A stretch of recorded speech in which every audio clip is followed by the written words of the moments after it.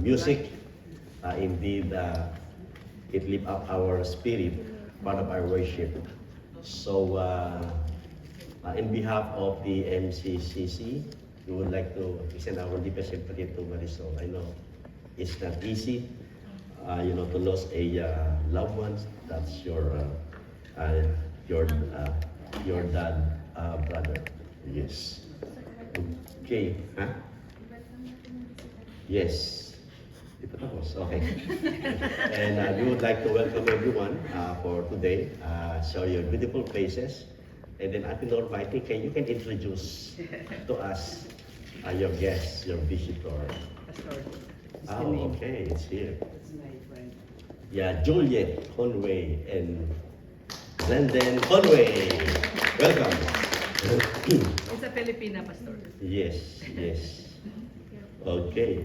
So, if you have your Bible with you, just like a few weeks ago, we celebrated the 3rd year anniversary of MCCC, and now we are running now to the 4th year.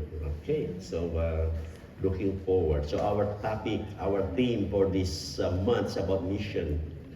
And then if you have your Bible with you, you can look at 1 Corinthians chapter 16. I'm sorry for my beautiful voice. Okay. And also, if you will look here in when we think of missions, we think of missionaries preaching the good news of Jesus Christ in places like Africa and the third world countries. When we think of mission, right? Missionaries going to different places. And we thank God for this week and this month. We have 4 different speakers in our church because of our mission month. It's very inspiring, different view of mission. The Toronto City Mission, chaplaincy ministry is also a mission, and also the Overseas Missionary Fellowship. This is all over the world. The OMF, and this morning the Interserve Canada, focusing in Asia, especially in China, and also in the Middle East. So it's a not only information, but also give us more broaden our thinking, our mind about mission. So, and we praise God because MCCC, you started it, you have a mission-minded church. Amen. Yes, the church is just small in number, small in giving, but you know what? You have the heart for mission. Amen. And the Lord will continue to bless you. I know there are some churches, they have a big churches, they have a lot of, a big budget for their church, but they don't have mission. So they are not fulfilling. Oh, there's another guest. Can you name please? Oh, Josiah, sorry. Okay. You are more additional 10% handsome. Okay. Yeah, so when I look around, I said, who is this guy? So, mission. So, turn your Bible with me, please, in 1 Corinthians chapter 16. When I look at this full chapter, it gave me a big question, so I refer to commentaries about the greetings of Apostle Paul was at the very end, and most likely it's all in the beginning. And then before he the verse 1 concerning the collection. But I want to read the greetings first, okay?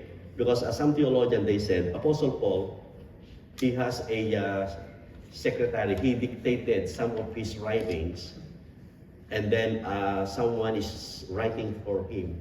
He's so busy. And that's why if you will notice here in verse 19, he's the one who write this. Okay, I just want to read this, verse 19. The churches of Asia send you greetings, Aquila and Priscilla, together with the church in their house. Send your hearty greetings in the Lord. All the brothers send you greetings. Greet one another with a holy kiss. I, he said, Paul, write this greeting with my own hand. If anyone has no love for the Lord, let him accursed. Our Lord come. The grace of the Lord Jesus be with you. My love be with you all. in Christ Jesus. Amen. Shall we pray? And this is the word of God. Our Heavenly Father, we thank you. We give you praise and honor this wonderful time together in our singing, in our fellowship, and our study of Holy Word. Father God, we ask for the Holy Spirit to lead us and give us a clear understanding what is your message all about today. And I pray, Father God, that may the Holy Spirit also guide your preacher, and also pray the Lord that you will lead us in this teaching. In Jesus' name we pray. Amen and amen. So you notice here the greetings, and then afterwards the last part. So this afternoon in 1 Corinthians chapter 16, I want us to find out that through mission work is, and ask ourselves how we are doing in the area of missions. Just a guideline in this message. I know you are doing mission, but it helps us more, a clear understanding, and that's why our topic is the component of a successful missions work. Of course, mission, we can support missionaries, but of course, we want to be more successful. Successful component means, let's see the elements or ingredients. How many of you who love cooking? Okay, some of you love cooking but don't like to eat. Other people don't like to eat your food. Okay, no, I'm just kidding. So you love cooking. Nagulo siya tilito na. Okay, so when our cooking, there are so many ingredients. Sometimes, if there's like the important ingredients, for example, the menudo, and then the food is not good and not satisfying. And the same thing like, for example, if you are cooking like a noodle, and then you forgot the noodle while you're cooking, just only the vegetable, it's not the noodle. So it means every food that we cook, there is an ingredient, important ingredients to make it more successful and people will like it, right? So, the same thing with mission. A successful mission, there is a component. Look at here. Now, let's go back to verse 1 to 4. The first component in here is finances. You will see here, not coming from my own thought. It's from Apostle Paul. He said, now, concerning the collection for the saints, so I directed the churches of Galatia, okay? So you also are to do. And the first day every week, but that place that, Sunday, each of you should put something aside and store up as he may prosper, so that there will be no collecting when I come. And when I arrive, I will send those whom you accredit by letter to carry your gift to Jerusalem. If it seems advisable that I should go also, they will accompany me. You will see here, Apostle Paul is talking to the Corinthian church. And also you can see here, on the first day of every week, he said, they prepare their collection. And also what you can see here, he said, so that there will be no collecting when I come. So it means when they attend their service or their fellowship, they already prepare something that they can give. Because in Jerusalem, at this time, that they need financial support as their mission, it is because there's like a famine. If you will also in Jerusalem, in the statistic at this time, during this writing, there are so many widows. And that's why Apostle Paul in here, he said, we need to support them. And also it says here, if you will go back in verse 19, the churches Asia send you greetings, Aquila, Priscilla. And also what you can see here, the churches in Asia, these are all the Philippians church, the Galatian church, and others that who can help them, and Paul encouraging the Corinthian church. Okay, whether we like it to hear this or not, beloved in the Lord, money is necessary part of ministry. We cannot run away. this church was told to take an offering every Sunday, right? Before, there is no e-transfer. Now people cannot say, oh, I did not bring my checkbook or my card. But as I look now, I think, according to the survey, 80% of the church giving right now came from e-transfer because it's more easier. It is not about easy transfer or when you put money in the offering. The most important here is your heart when you give to the Lord. Because this money was to be used to help support the ministries of the church and one of these missions. You can see here, Apostle Paul is encouraging the Corinthian church to have the Jerusalem church. And that's why he is asking them. And thank God. And how many missionaries now that regularly supporting the MCCC? 4 or 5 people around that. And thank God. It's not about also how big we support, because it also depends on our giving. And then where we get our money or support from, it came from our faithful giving. Because our faithful giving to the Lord is an investment. Investment written in heaven. Because money, of course, is a very touchy subject. And most people don't have much money and then feel like they should just to give. And that's why our text says to give a portion of your income. If it's like anything else, God's service, everyone will do their part and there will not be such a burden or pressure placed upon just a few. Even just a small gift that you can give voluntarily to the Lord. When we sum up all of this, everyone will give, because there is like a need of other missionaries and the work of the ministry, then we will give our offering. And other they call it tithes. An offering and gift over and above their tithes, other people give those. And those are practices of many believers, or tithing or grace giving. Whatever your practice is, about giving, the most important is your heart. And every time you give, coming from your heart without any kabigatan sa puso natin. And voluntary, without a burden, he said, I will give this for the glory of God. Remember, everything you have is from God.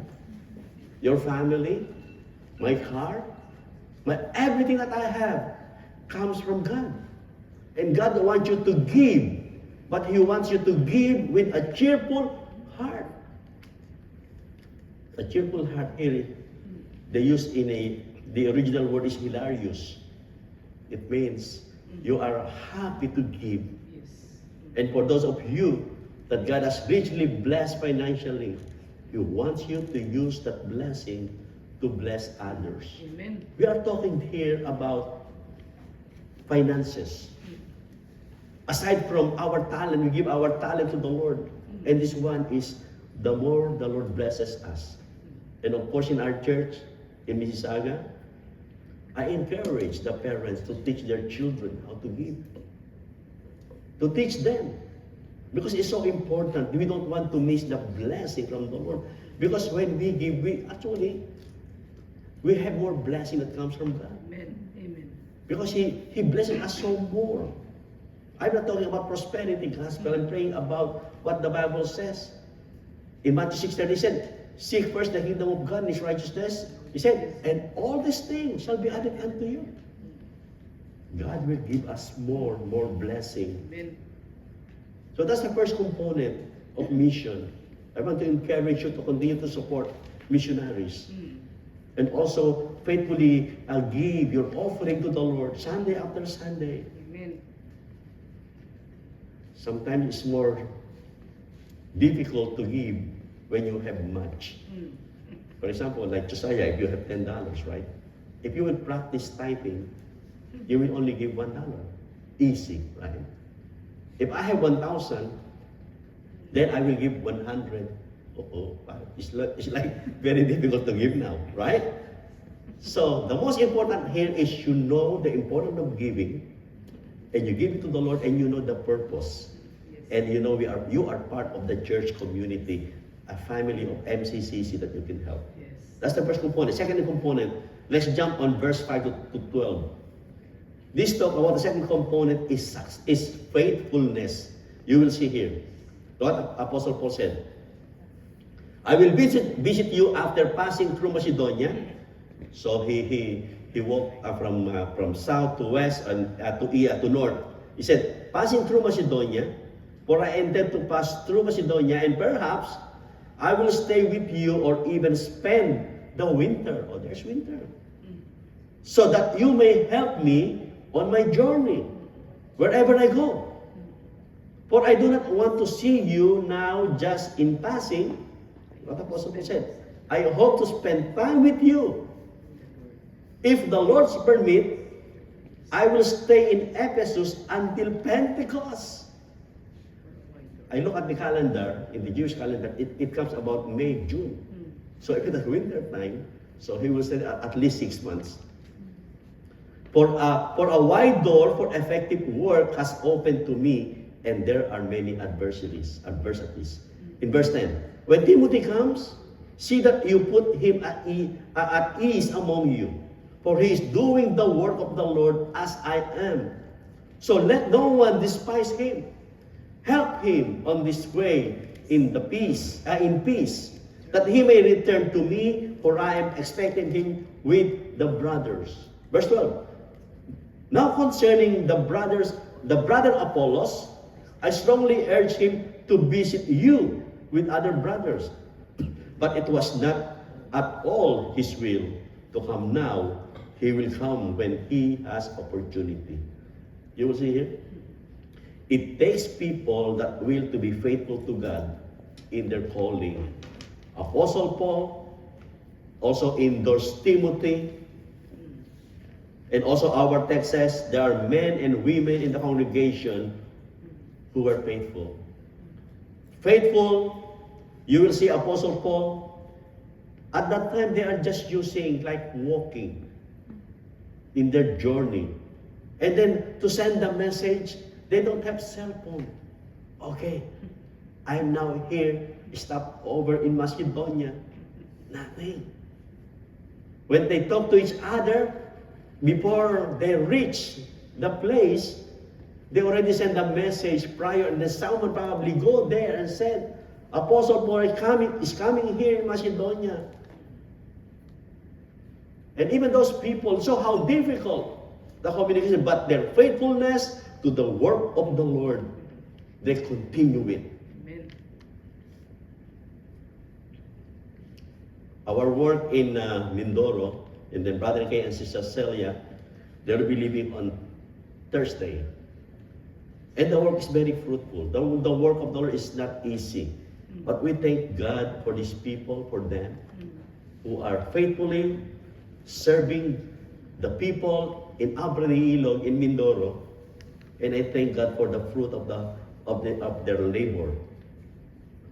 And also, look, you can see here, in verse 8 to 9, if we will go back in 16, but I will stay in Ephesus until Pentecost, said, for a wide door for effective work has opened to me. If you will see this passage, in this passage, God gave him the opportunity to pass to different places. Because there are lots of a door of opportunity. And Paul was staying in Ephesus because God is opening the door of ministry. And he didn't stay because he wanted to. He stayed because God said so. Many times we are supporting ministries or supporting missionaries, or churches. And when we support them, when we help them, we also look for them for their faithfulness in their ministry.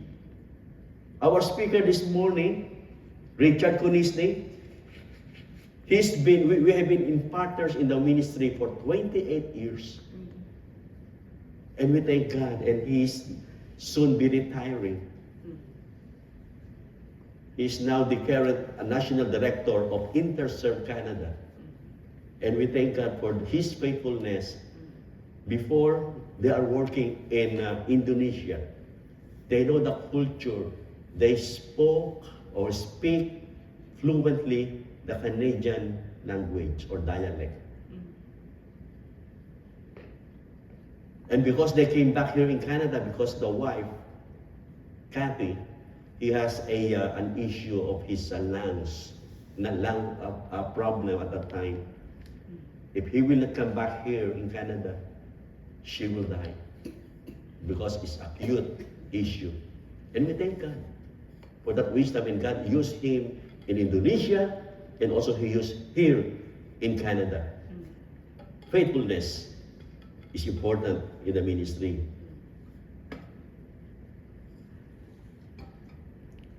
You live in your neighborhood for a reason. You work at a certain job for a reason. You are faith in this church for a reason. MCCC. What God calls you to do is to be faithful in telling the good news of Jesus Christ and helping other believers grow stronger in the faith right where you are. Amen. Amen. Faithfulness. You don't need to go to other country or to far places to become a missionary. You can be used by God here in Milton, Amen. in your workplace. Amen. I tell you, it's very satisfying when you see the fruit of your work, what God has given to you. And God called us to do the ministry faithfully. Amen. And God will give us the heart to share the gospel. Faithfulness, finances, faithfulness, it all starts with letter F.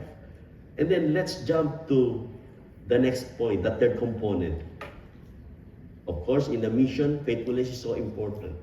If we will go back to the church history, a lot of faithful Christians, especially in the New Testament, during the time of the Apostle Paul and the first disciples, they were all killed, but their faithfulness, and we are the recipient of their faithfulness to God. Even until the time of the Reformation. And then fruitfulness. Every believers in Jesus Christ must bear fruit. Kailangan mamunga tayo. And the main component of mission, the fruit of our lives bear. Ano ang mga bunga ng ating pamumuhay bilang isang Christian? The component. Like our theme this year, abiding in Christ. And this man is abiding in mission. Like John said, in the book of John, book of John chapter 15 verse 5, Jesus said, I am the vine, you are the branches. And he who abides in me and I in him bear much fruit, for without me you can do nothing.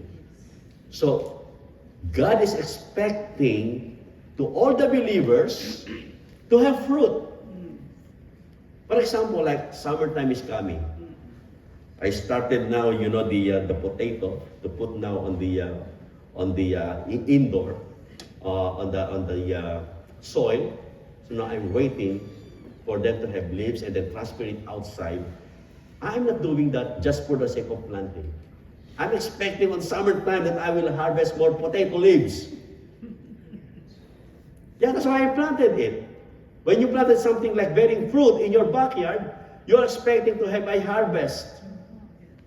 And it's the same thing with us as Christians. The fruitfulness. People are drawn to Jesus Christ or pushed away from Jesus Christ depending our lives. Is either itutulak natin ang tao palayo sa Diyos or ipupus natin pabalik sa Diyos, depende sa pamumuhay natin, depending our lives.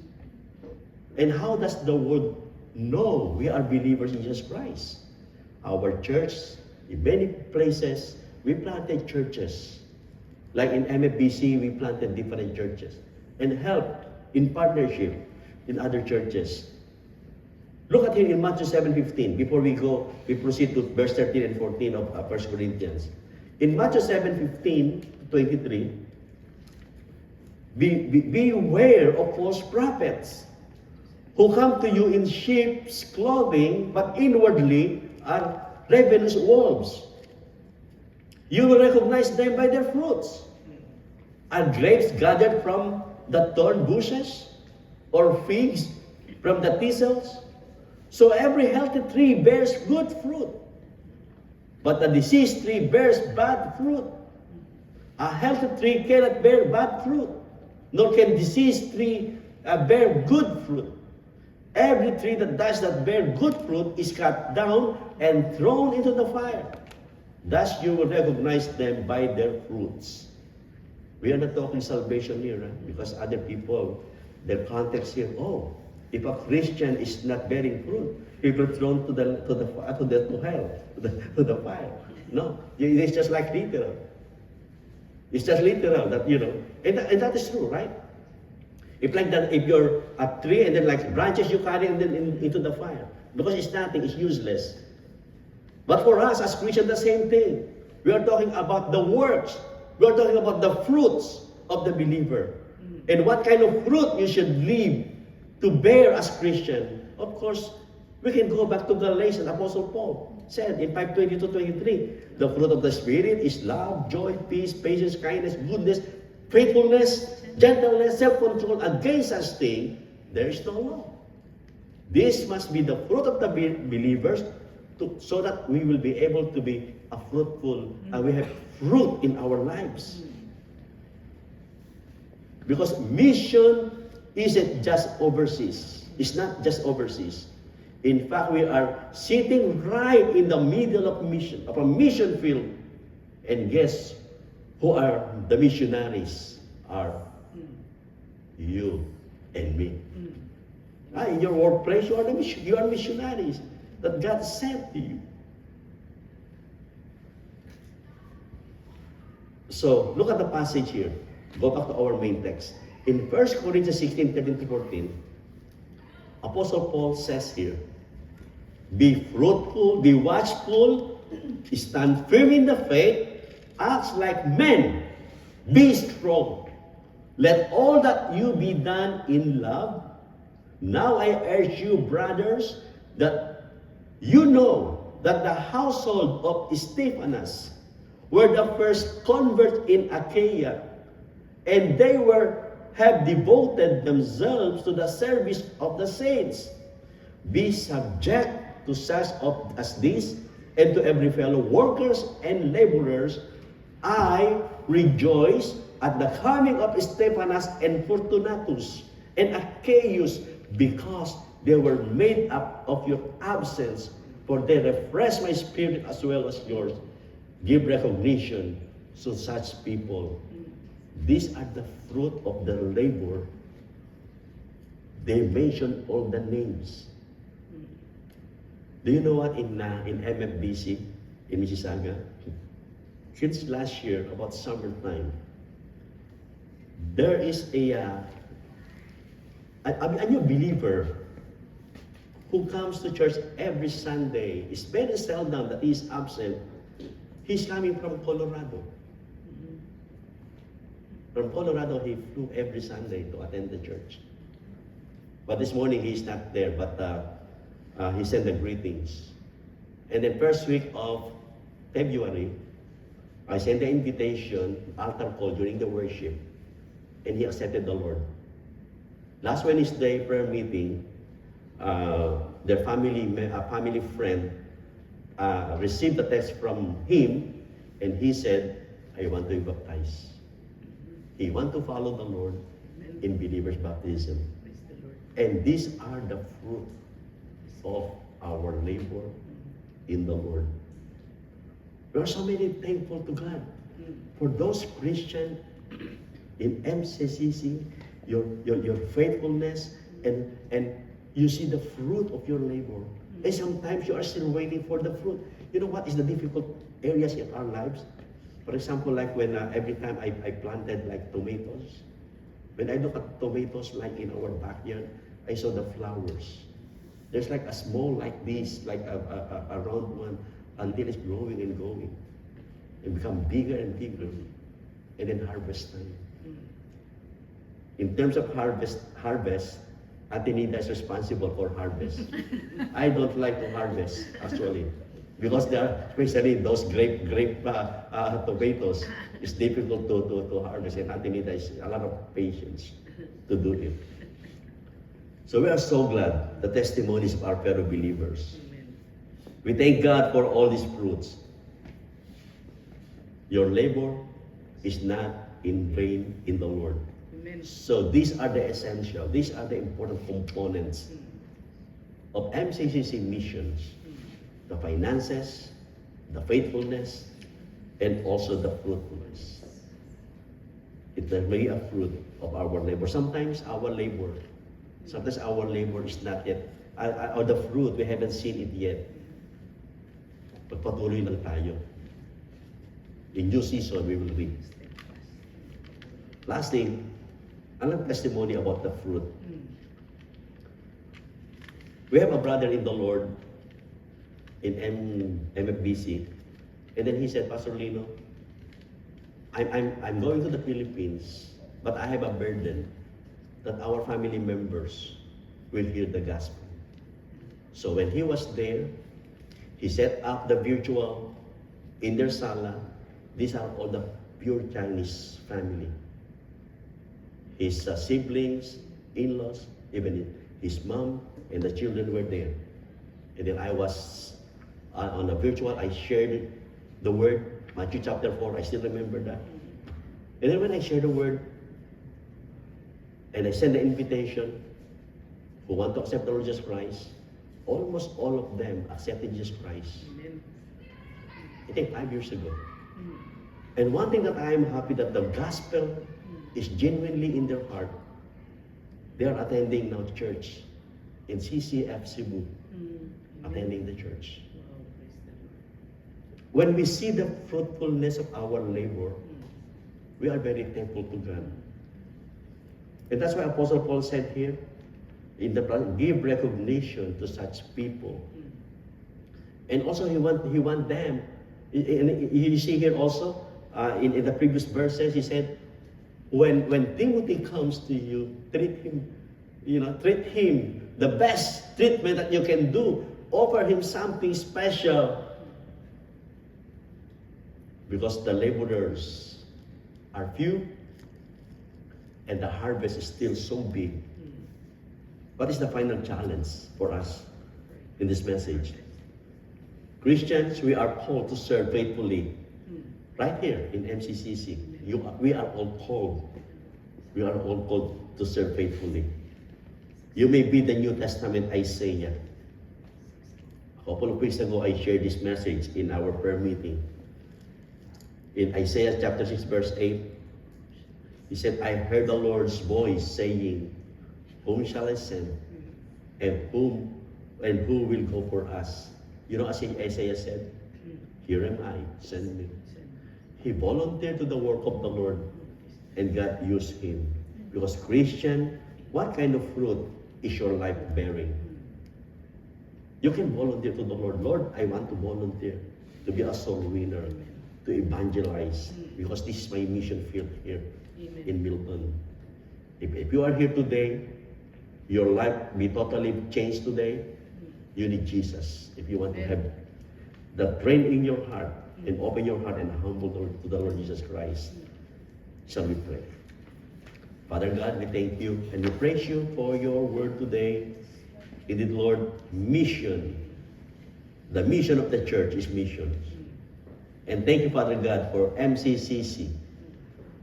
Oh Lord, for giving the opportunity to help, like Apostle Paul, encouragement to the Corinthian church, to help the Jerusalem church, and also the MCCC, helping other churches and missionaries in many places.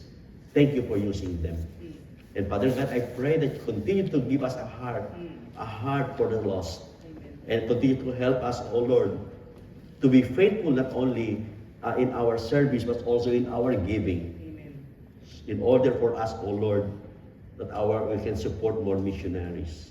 And also, Father God, today, we can only do this, experience this, if we have the Lord Jesus Christ in our heart.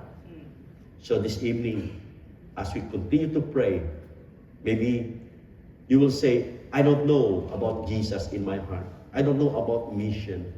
But today, if you want to open your heart to Jesus and you want to accept Him as your Lord and Savior, if you want to accept Him, you can follow with this simple prayer. Shall we pray? Heavenly Father, we thank you. If you want to accept Jesus Christ, you can accept Him and follow with this simple prayer. Father God, thank you for the Lord Jesus Christ who died on the cross. He paid for my sin. And Father God, thank you for your offer, a gift of salvation. And today, I acknowledge, I humble myself to you. I want, Father God, to confess my sin. And want to confess the sin and open my heart. Yes. And to receive, I'm receiving the Lord Jesus Christ as my Lord and Savior. Amen. And thank you, Father God, for the gift of salvation. Amen. Thank you, Father God, for eternal life that you have promised. So, Lord, we thank you. In Jesus' name I pray. Amen. Heavenly Father, thank you for this message. May you bless this into our heart, O Lord. In Jesus' name we pray. Amen. Amen and amen. Thank you, everyone. God bless.